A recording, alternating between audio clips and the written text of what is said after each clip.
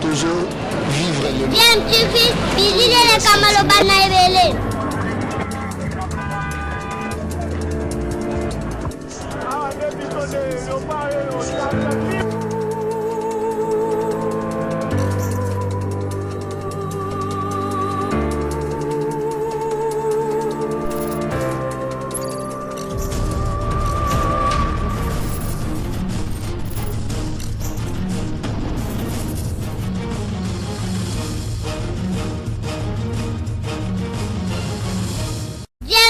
toujours un enfant.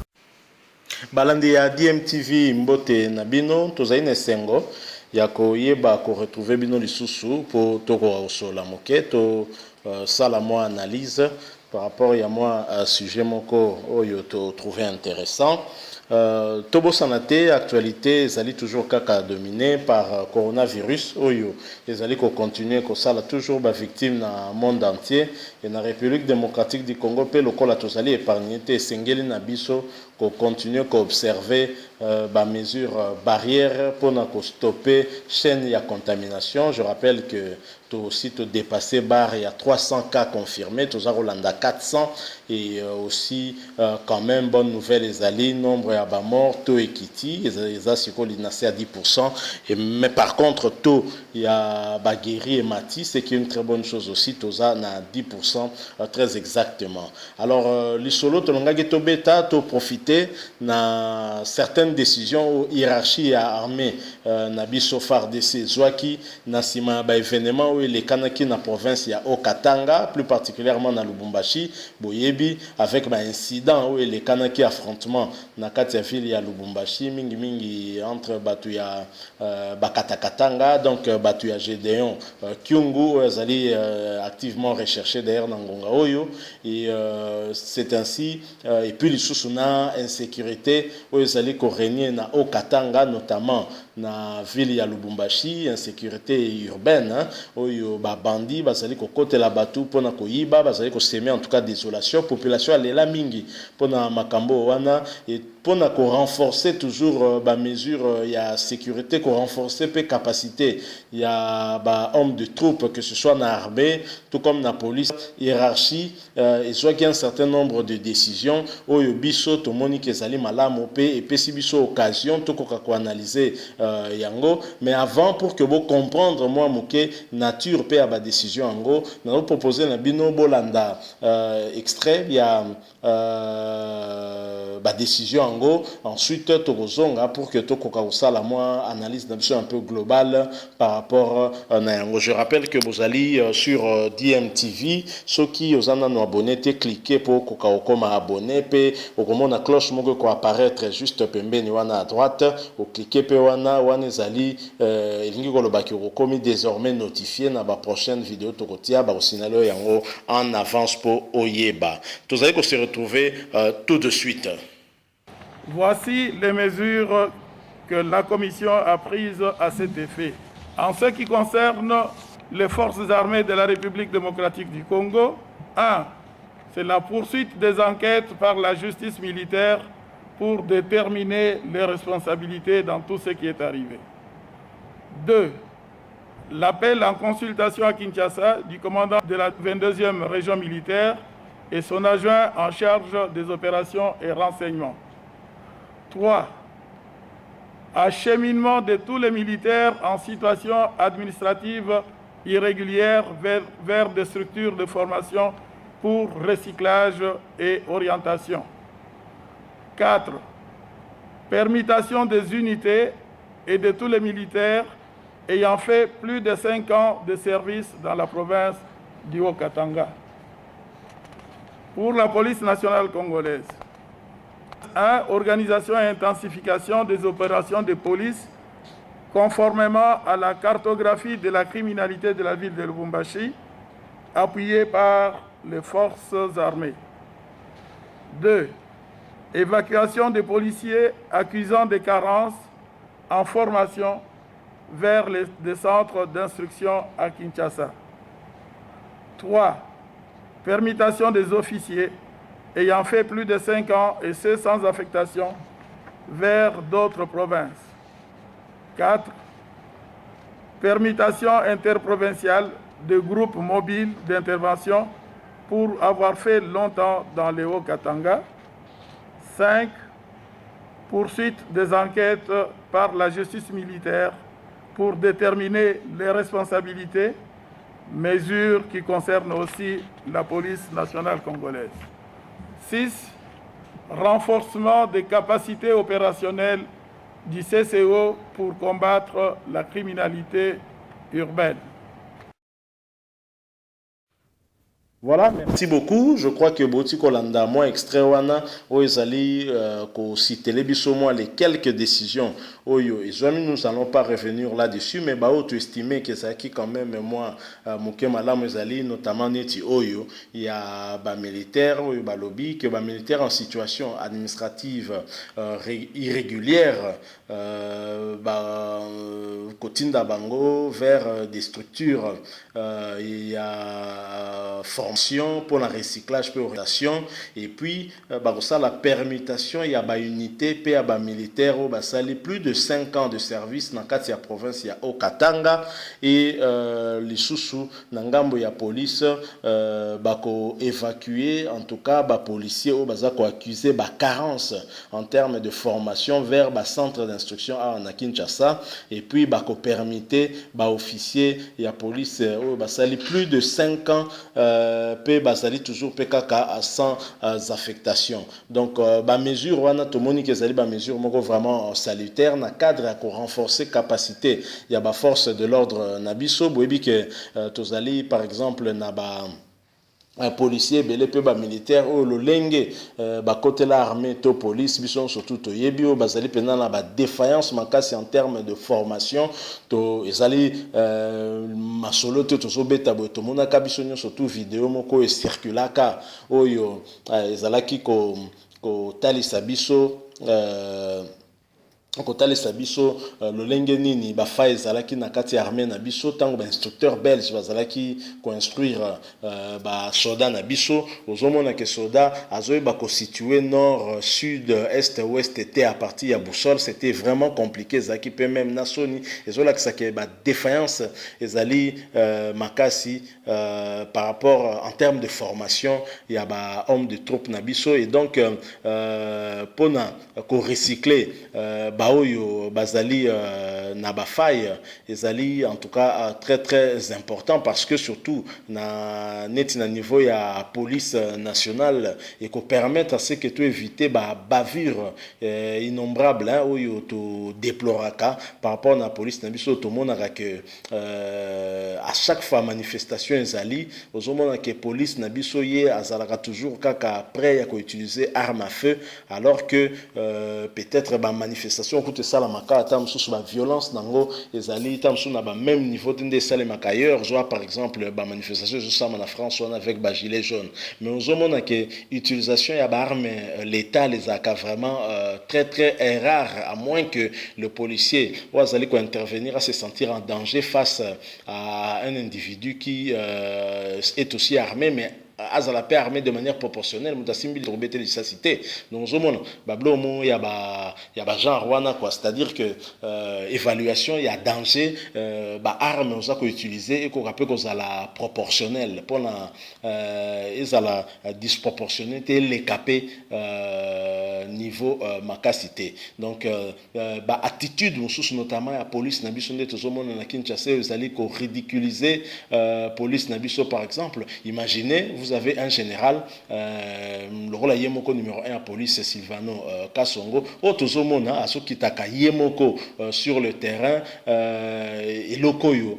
tout le monde n'a jamais na poto je crois que biso nyoso tunde tozali boye mingi o tolula cinéma je pense que même à la cinéma to théâtre tolanda par exemple ba film il y a Lui de finesse oyo mingo ezalaki na batem wana les gendarmes de Saint-Tropez les gendarmes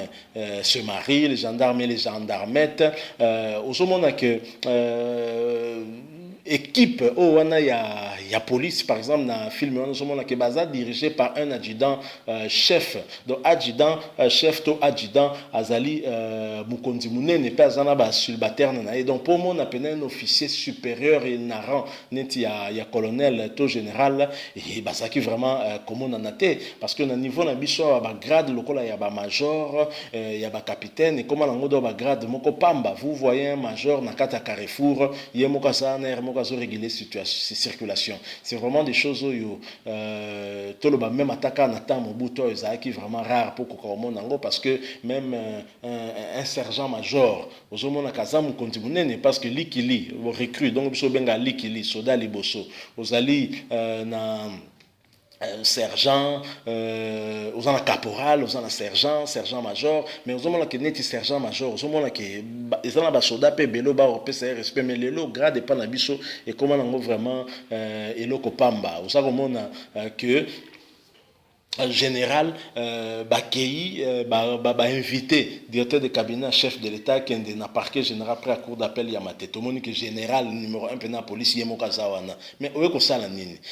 Bakende ko kangato ko interpeller ne monde nse mitope ko contenir ba adepte na yo ba bimi nanzela ou ba zape armé na des armes létales te ozomona police ayewana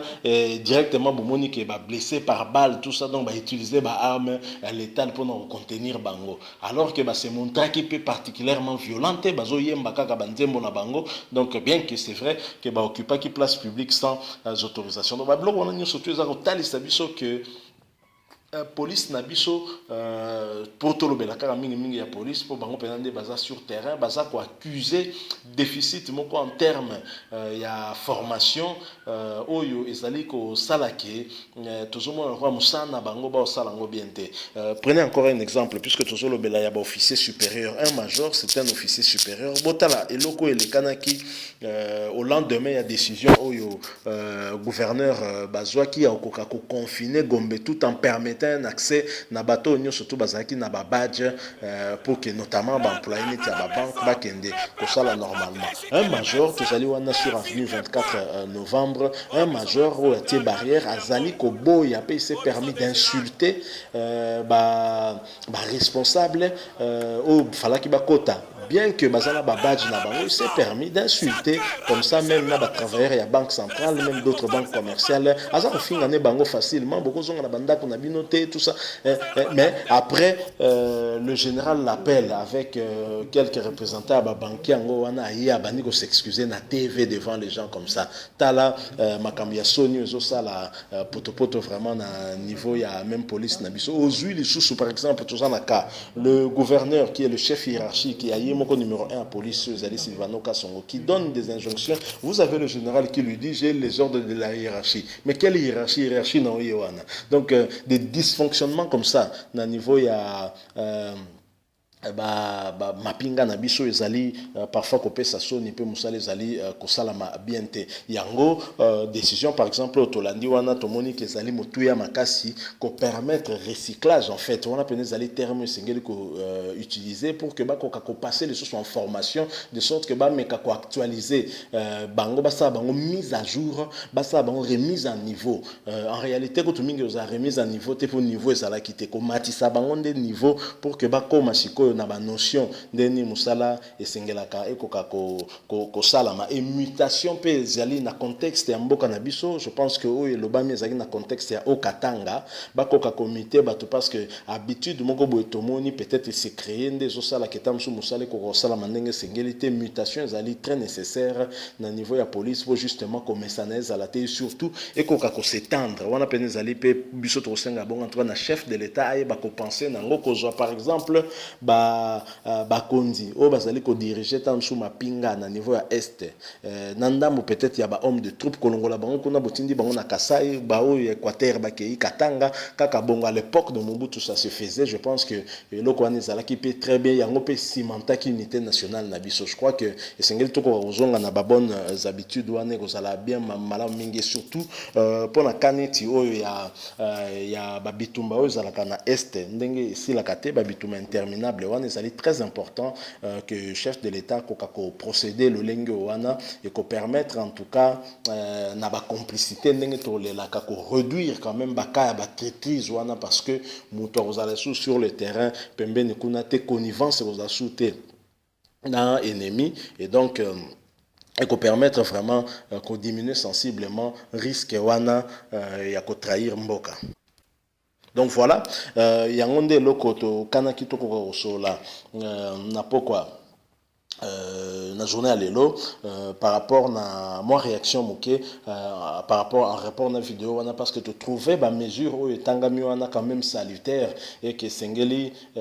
ko généraliser en gros parce que le problème se pose un peu partout. Il est vrai que netiwana par rapport à insécurité urbaine mais aussi exemple neti à Kinshasa au monde a mingi na ba chaîne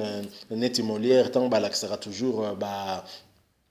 attaque ya ba bandits armés notamment neti bakolo nous avons que population à chaque fois là toujours mais souci à tout monde za pembeni wana mais basaka le côté trop souvent au monde que ba bandits wana armés to bakolo na bauta ka musikate bazota ka na secteur au bango baza coopérer ko attaquer batu ko agresser batu pe basi ba mesala na ba policier oyo ba melaka na bango ba makaya makasi ba masanga ya makasi ba kabelaka bango ba mbongo donc yango ndezo sala que sur le Cambozali ba na bango ko intervenir te po ba yebani ba ko s'affronter na ba master na bango te et application ya ba mutation oyo sengede ko s'appliquer pe na ba souciat oyo ba comme trop comme ça un peu na ba bandia secteur wana bolongoli par exemple ya Changu ba na bandal bolongoli ya bandal ba kemonga fula donc bilomo ya bongo donc sengele ko la généraliser je pense que vous allez salutaire pour non seulement armée na biso mais pe les sous pour na police na biso surtout les cambo na recyclage wana penza sengele ko betela ngo c'était nous trouvons que c'est une bonne chose mais et ça l'a élargi sous kaka dans contexte il y a au Katanga. Merci beaucoup de rappeler que vous avez qui Kolanda DMTV et zali toujours pour la biso sengo ko ba ko retrouver bino pe ko rappeler bino le sous que to zali na période ya pandémie muneno to bengi coronavirus et que sengeli to ko kakomi batela papa mi batela pour batela pe libota na yo pe mboka na yo et donc to continuer ko observer ba mesures barrières pour ko empêcher chaîne ya contamination ko ka ko se poursuivre biso na DMTV en tout cas to ko zanga te ko rappeler na bino toujours yango to ko lembate et soki vous sepelaki na moi réflexion to sali to pe analyse merci beaucoup otikeli biso moi j'aime na commentaire au sala bien soki ozana na abonné te cliquer comme abonné pe ko bossa na te ko cliquer na cloche ko apparaître juste à côté wana comme désormais notifié na ba prochaine vidéo to ko mettre en ligne to souhaiter bino très bonne santé en tout cas bon continuer ko mi batela DMTV vous dit au revoir.